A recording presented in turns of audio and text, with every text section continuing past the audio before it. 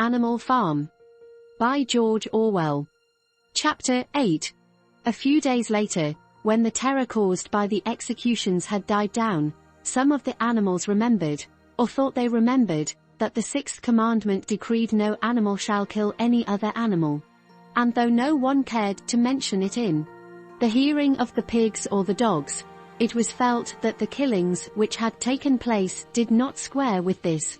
Clover asked Benjamin to read her the sixth commandment, and when Benjamin, as usual, said that he refused to meddle in such matters, she fetched Muriel. Muriel read the commandment for her. It ran, "No animal shall kill any other animal without cause." Somehow or other, the last two words had slipped out of the animal's memory. But they saw now that the commandment had not been violated.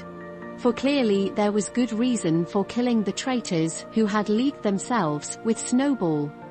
Throughout the year the animals worked even harder than they had worked in the previous year. To rebuild the windmill, with walls twice as thick as before, and to finish it by the appointed date, together with the regular work of the farm, was a tremendous labor. There were times when it seemed to the animals that they worked longer hours and fed no better than they had done in Jones's day. On Sunday mornings Squealer, holding down a long strip of paper with his trotter, would read out to them lists of figures proving that the production of every class of foodstuff had increased by 200%, 300%, or 500%, as the case might be. The animals saw no reason to disbelieve him, especially as they could no longer remember very clearly what conditions had been like before the rebellion. All the same, there were days when they felt that they would sooner have had less figures and more food. All orders were now issued through Squealer or one of the other pigs. Napoleon himself was not seen in public as often as once in a fortnight. When he did appear, he was attended not only by his retinue of dogs but by a black cockerel who marched in front of him and acted as a kind of trumpeter, letting out a loud cock-a-doodle-doo before Napoleon spoke. Even in the farmhouse, it was said, Napoleon inhabited separate apartments from the others. He took his meals alone, with two dogs to wait upon him, and always ate from the Crown Derby dinner service which had been in the glass cupboard in the drawing room. It was also announced that the gun would be fired every year on Napoleon's birthday, as well as on the other two anniversaries. Napoleon was now never spoken of simply as Napoleon. He was always referred to in formal style as our leader, Comrade Napoleon, and this pigs liked to invent for him such titles as Father of all animals, Terror of mankind, Protector of the sheepfold, Duckling's friend, and the like.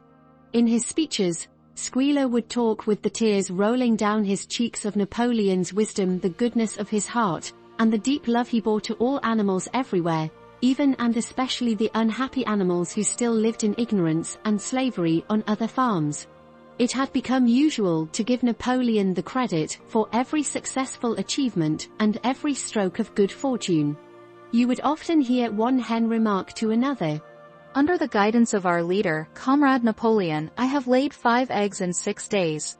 Or two cows, enjoying a drink at the pool, would exclaim, "Thanks to the leadership of Comrade Napoleon. How excellent this water tastes."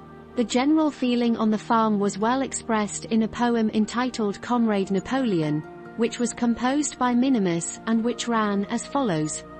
Friend of fatherless, fountain of happiness, Lord of the swill bucket, oh, how my soul is on fire when I gaze at thy calm and commanding eye, like the sun in the sky. Comrade Napoleon, thou art the giver of all that thy creatures love, full belly twice a day, clean straw to roll upon. Every beast great or small sleeps at peace in his stall. Thou watchest over all.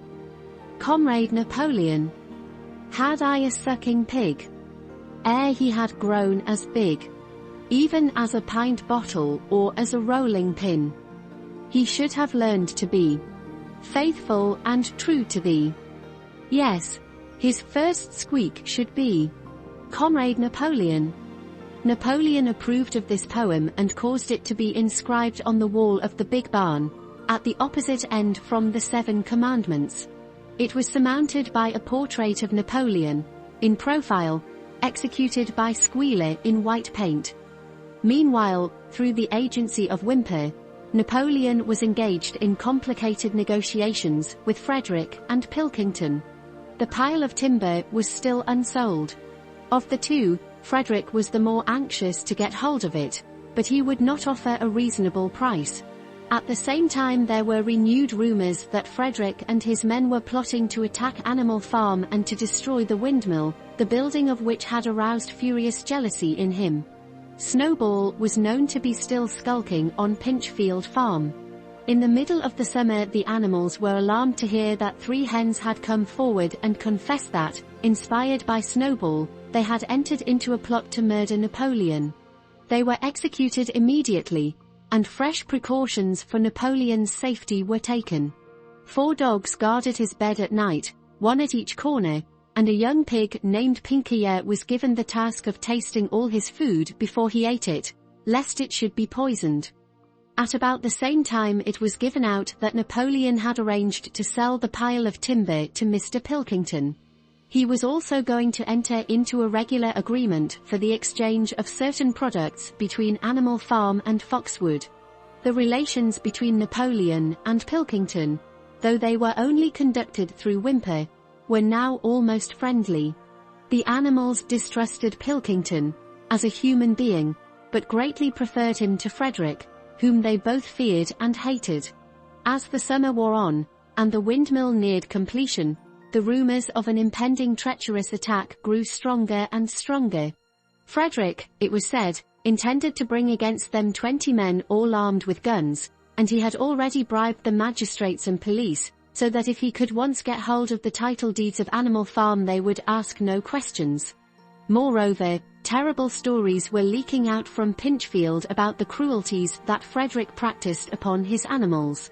He had flogged an old horse to death, he starved his cows, he had killed a dog by throwing it into the furnace, he amused himself in the evenings by making cocks fight with splinters of razor blade tied to their spurs. The animals' blood boiled with rage when they heard of these things being done to their comrades, and sometimes they clamored to be allowed to go out in a body and attack Pinchfield Farm, drive out the humans, and set the animals free. But Squealer counseled them to avoid rash actions and trust in Comrade Napoleon's strategy. Nevertheless, feeling against Frederick continued to run high. One Sunday morning Napoleon appeared in the barn and explained that he had never at any time contemplated selling the pile of timber to Frederick. He considered it beneath his dignity, he said, to have dealings with scoundrels of that description. The pigeons who were still sent out to spread tidings of the rebellion were forbidden to set foot anywhere on Foxwood, and were also ordered to drop their former slogan of death to humanity in favor of death to Frederick. In the late summer yet, another of Snowball's machinations was laid bare. The wheat crop was full of weeds, and it was discovered that on one of his nocturnal visits Snowball had mixed weed seeds with the seed corn. A gander who had been privy to the plot had confessed his guilt to Squealer, and immediately committed suicide by swallowing deadly nightshade berries. The animals now also learned that Snowball had never, as many of them had believed hitherto, received the Order of Animal Hero, First Class.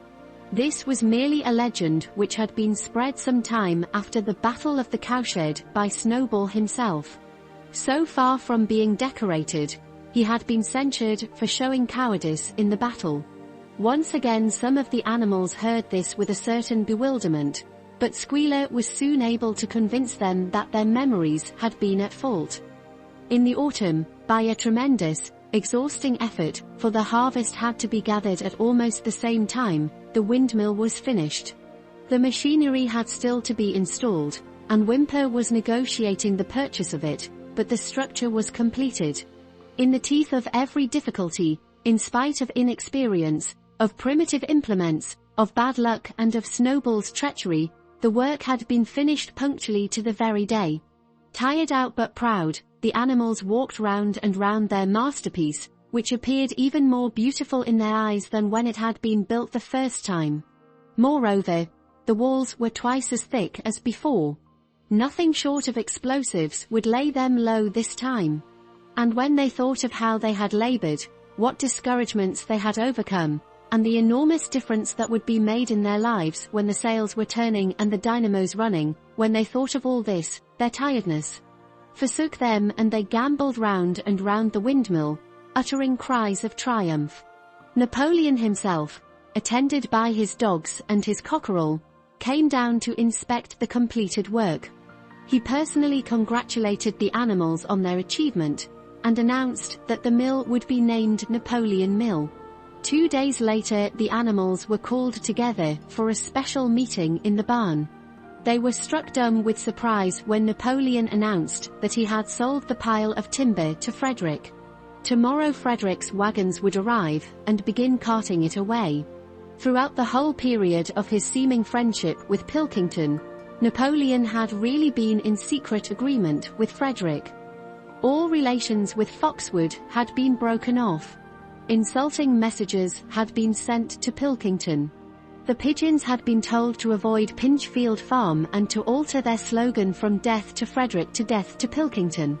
At the same time, Napoleon assured the animals that the stories of an impending attack on Animal Farm were completely untrue, and that the tales about Frederick's cruelty to his own animals had been greatly exaggerated. All these rumors had probably originated with Snowball and his agents. It now appeared that Snowball was not, after all, hiding on Pinchfield Farm, and in fact had never been there in his life. He was living in considerable luxury, so it was said, at Foxwood, and had in reality been a pensioner of Pilkington for years past. The pigs were in ecstasies over Napoleon's cunning. By seeming to be friendly with Pilkington, he had forced Frederick to raise his price by £12. But the superior quality of Napoleon's mind, said Squealer, was shown in the fact that he trusted nobody, not even Frederick. Frederick had wanted to pay for the timber with something called a cheque, which, it seemed, was a piece of paper with a promise to pay written upon it. But Napoleon was too clever for him. He had demanded payment in real £5 notes, which were to be handed over before the timber was removed. Already Frederick had paid up, and the sum he had paid was just enough to buy the machinery for the windmill. Meanwhile the timber was being carted away at high speed. When it was all gone, another special meeting was held in the barn for the animals to inspect Frederick's banknotes. Smiling beatifically, and wearing both his decorations, Napoleon reposed on a bed of straw on the platform, with the money at his side, neatly piled on a china dish from the farmhouse kitchen. The animals filed slowly past, and each gazed his fill. And Boxer put out his nose to sniff at the banknotes, and the flimsy white things stirred and rustled in his breath. 3 days later there was a terrible hullabaloo. Whymper, his face deadly pale, came racing up the path on his bicycle, flung it down in the yard and rushed straight into the farmhouse. The next moment a choking roar of rage sounded from Napoleon's apartments. The news of what had happened sped round the farm like wildfire. The banknotes were forgeries. Frederick had got the timber for nothing. Napoleon called the animals together immediately and in a terrible voice pronounced the death sentence upon Frederick. When captured, he said, Frederick should be boiled alive. At the same time he warned them that after this treacherous deed the worst was to be expected. Frederick and his men might make their long-expected attack at any moment. Sentinels were placed at all the approaches to the farm. In addition, 4 pigeons were sent to Foxwood with a conciliatory message, which it was hoped might re-establish good relations with Pilkington. The very next morning the attack came. The animals were at breakfast when the lookouts came racing in with the news that Frederick and his followers had already come through the 5-barred gate. Boldly enough the animals sallied forth to meet them, but this time they did not have the easy victory that they had had in the Battle of the Cowshed. There were 15 men, with half a dozen guns between them. and they opened fire as soon as they got within 50 yards. The animals could not face the terrible explosions and the stinging pellets, and in spite of the efforts of Napoleon and Boxer to rally them, they were soon driven back. A number of them were already wounded. They took refuge in the farm buildings and peeped cautiously out from chinks and knot holes. The whole of the big pasture, including the windmill, was in the hands of the enemy. For the moment, even Napoleon seemed at a loss.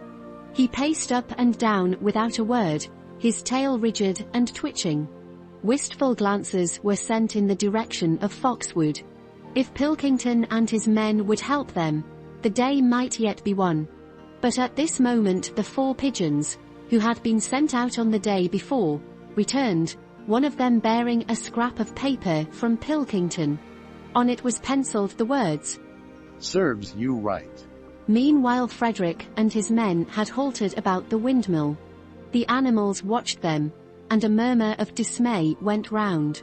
2 of the men had produced a crowbar and a sledgehammer. They were going to knock the windmill down. "Impossible," cried Napoleon. "We have built the walls far too thick for that. They could not knock it down in a week. Courage, comrades." But Benjamin was watching the movements of the men intently. The 2 with the hammer and the crowbar were drilling a hole near the base of the windmill. Slowly, and with an air almost of amusement, Benjamin nodded his long muzzle. "I thought so," he said. "Do you not see what they are doing? In another moment they are going to pack blasting powder into that hole." Terrified, the animals waited. It was impossible now to venture out of the shelter of the buildings. After a few minutes, the men were seen to be running in all directions. Then there was a deafening roar. The pigeons swirled into the air, and all the animals, except Napoleon, flung themselves flat on their bellies and hid their faces. When they got up again, a huge cloud of black smoke was hanging where the windmill had been. Slowly the breeze drifted it away. The windmill had ceased to exist. At this sight, the animals' courage returned to them. The fear and despair they had felt a moment earlier were drowned in their rage against this vile, contemptible act. A mighty cry for vengeance went up, and without waiting for further orders they charged forth in a body and made straight for the enemy. This time they did not heed the cruel pellets that swept over them like hail. It was a savage, bitter battle. The men fired again and again, and, when the animals got to close quarters, lashed out with their sticks and their heavy boots. A cow, 3 sheep, and 2 geese were killed, and nearly everyone was wounded. Even Napoleon, who was directing operations from the rear, had the tip of his tail chipped by a pellet. But the men did not go unscathed either. 3 of them had their heads broken by blows from Boxer's hoofs. Another was gored in the belly by a cow's horn. Another had his trousers nearly torn off by Jessie and Bluebell. And when the 9 dogs of Napoleon's own bodyguard, whom he had instructed to make a detour under cover of the hedge, suddenly appeared on the men's flank, baying ferociously, panic overtook them. They saw that they were in danger of being surrounded. Frederick shouted to his men to get out while the going was good, and the next moment the cowardly enemy was running for dear life. The animals chased them right down to the bottom of the field, and got in some last kicks at them as they forced their way through the thorn hedge. They had won, but they were weary and bleeding. Slowly they began to limp back towards the farm. The sight of their dead comrades stretched upon the grass moved some of them to tears, and for a little while they halted in sorrowful silence at the place where the windmill had once stood. Yes, it was gone. Almost the last trace of their labor was gone. Even the foundations were partially destroyed. And in rebuilding it they could not this time, as before, make use of the fallen stones. This time the stones had vanished too. The force of the explosion had flung them to distances of hundreds of yards. It was as though the windmill had never been. As they approached the farm, Squealer, who had unaccountably been absent during the fighting, came skipping towards them, whisking his tail and beaming with satisfaction. And the animals heard, from the direction of the farm buildings, the solemn booming of a gun. "What is that gun firing for?" said Boxer. To celebrate our victory. Cried Squealer. "What victory?" said Boxer. His knees were bleeding, he had lost a shoe and split his hoof, and a dozen pellets had lodged themselves in his hind leg. What victory, comrade? Have we not driven the enemy off our soil, the sacred soil of Animal Farm? "But they have destroyed the windmill, and we had worked on it for 2 years." What matter? We will build another windmill. We will build 6 windmills if we feel like it. You do not appreciate, comrade, the mighty thing that we have done. The enemy was in occupation of this very ground that we stand upon. And now, thanks to the leadership of Comrade Napoleon, we have won every inch of it back again. "Then we have won back what we had before," said Boxer. That is our victory, said Squealer. They limped into the yard. The pellets under the skin of Boxer's leg smarted painfully. He saw ahead of him the heavy labor of rebuilding the windmill from the foundations, and already in imagination he braced himself for the task. But for the first time it occurred to him that he was 11 years old, and that perhaps his great muscles were not quite what they had once been. But when the animals saw the green flag flying, and heard the gun firing again, 7 times it was fired in all, and heard the speech that Napoleon made, congratulating them on their conduct, it did seem to them after all that they had won a great victory. The animals slain in the battle were given a solemn funeral. Boxer and Clover pulled the wagon which served as a hearse, and Napoleon himself walked at the head of the procession. 2 whole days were given over to celebrations.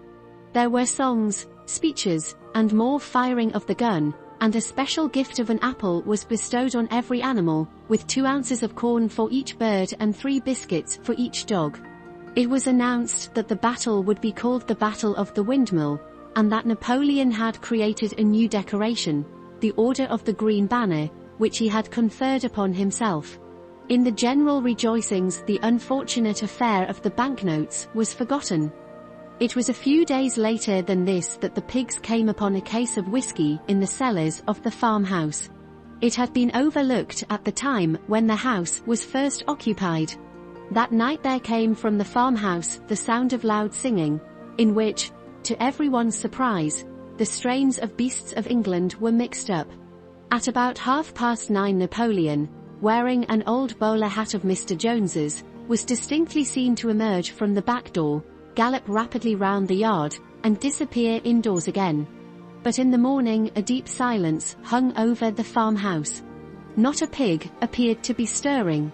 It was nearly 9 o'clock when Squealer made his appearance, walking slowly and dejectedly, his eyes dull, his tail hanging limply behind him, and with every appearance of being seriously ill. He called the animals together and told them that he had a terrible piece of news to impart. Comrade Napoleon was dying. A cry of lamentation went up. Straw was laid down outside the doors of the farmhouse, and the animals walked on tiptoe. With tears in their eyes they asked one another what they should do if their leader were taken away from them. A rumor went round that Snowball had after all contrived to introduce poison into Napoleon's food. At 11 o'clock Squealer came out to make another announcement. As his last act upon earth, Comrade Napoleon had pronounced a solemn decree: the drinking of alcohol was to be punished by death. By the evening, however, Napoleon appeared to be somewhat better, and the following morning Squealer was able to tell them that he was well on the way to recovery. By the evening of that day Napoleon was back at work, and on the next day it was learned that he had instructed Whymper to purchase in Willingdon some booklets on brewing and distilling. A week later Napoleon gave orders that the small paddock beyond the orchard, which it had previously been intended to set aside as a grazing ground for animals who were past work, was to be ploughed up. It was given out that the pasture was exhausted and needed reseeding. But it soon became known that Napoleon intended to sow it with barley. About this time there occurred a strange incident which hardly anyone was able to understand. One night at about 12 o'clock there was a loud crash in the yard, and the animals rushed out of their stalls. It was a moonlit night.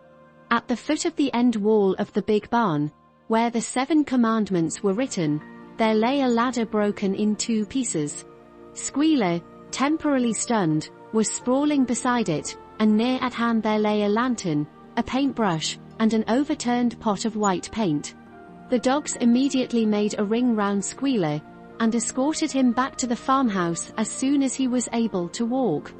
None of the animals could form any idea as to what this meant, except old Benjamin, who nodded his muzzle with a knowing air, and seemed to understand, but would say nothing.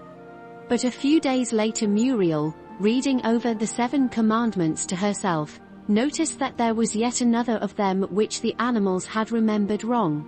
They had thought the 5th commandment was, "No animal shall drink alcohol," but there were 2 words that they had forgotten.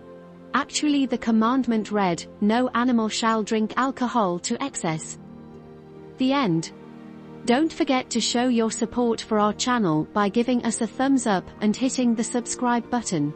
Also, remember to turn on notifications so you never miss out on our latest videos. Thank you for being a part of our community.